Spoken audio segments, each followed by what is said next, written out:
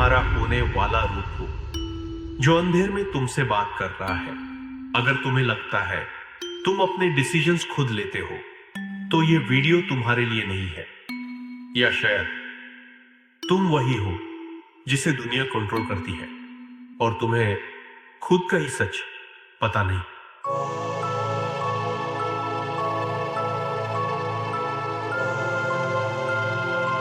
सोचना शुरू करो।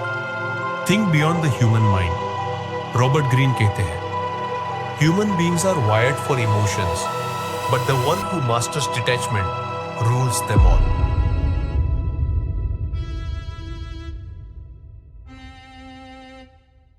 ये है law 2, transform self love into empathy book, the laws of human nature self love.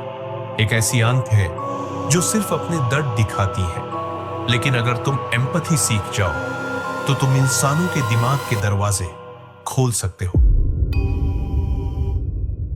पर सवाल यह है, तुम खुद से इतने ऑब्सेस्ड हो कि दूसरों को महसूस कर भी सकते हो या नहीं? Story 1, the fall emperor Nero. वक्त 60 AD, जगह रोम। एक समय था जब लोग नीरो को भगवान मानते थे, लेकिन अंदर से वो सिर्फ एक लाचार बच्चा था जो सिर्फ खुद से प्यार करता था। उसके लिए हर फीडबैक एक इंसल्ट थी, हर सलाह एक साजिश जिसने उसके ईगो को चैलेंज किया। वो या तो काटा गया या जाला दिया गया। एक बार उसके सबसे क्लोज एडवाइजर ने कहा, आप रोम के लोगों से दूर होते जा रहे हैं। अगली सुबह उसका सर रोम की सड़क पर लटक रहा था। लोग भूखे थे, रोम जल रहा था, लेकिन नीरो अपना म्यूजिक बजा रहा था, खुश था अपनी ही दुनिया में। रिजल्ट, रोम ने उसे देवता से दरिंदा बना दिया। उसी जनता ने उसे राहों में घसीट कर मार डाला। लेकिन सोचो, अगर नीरो ने एक पल के लिए भी एम्पैथी फील की होती, अगर उसने अपने एडवाइजर्स की बात सुनी होती, तो शायद आज हम यूज एक ग्रेट एम्परर के नाम से याद करते।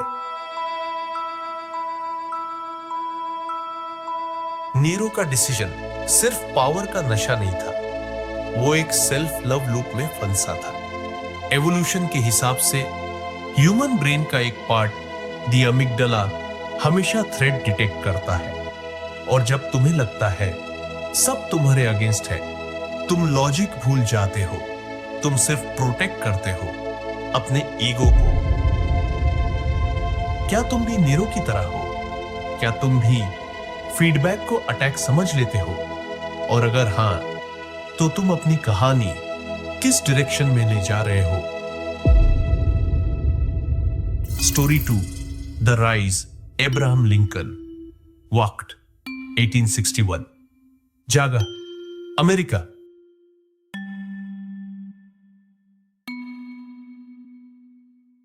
एक ऐसा लीडर जिसे दुनिया स्ट्रांग कहती है, लेकिन असली स्ट्रेंथ थी उसकी एम्पैथी। उसने अपने वर्स्ट एनिमीज को भी समझने की कोशिश की। एक जनरल ने एक बार कहा, why do you praise your enemies mister president? Lincoln बोला, क्या किसी दुश्मन को दोस्त बनाकर उसे खत्म नहीं कर दिया?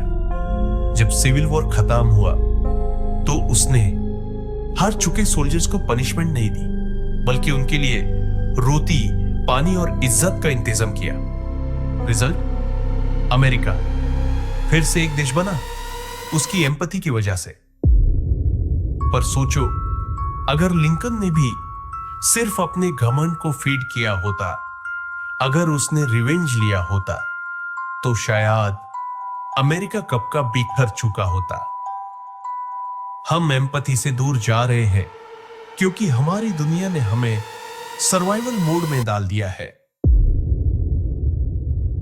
लेकिन ब्रेन के अंदर मिरर न्यूरॉन्स होते हैं जो दूसरों का दर्द फील करते हैं।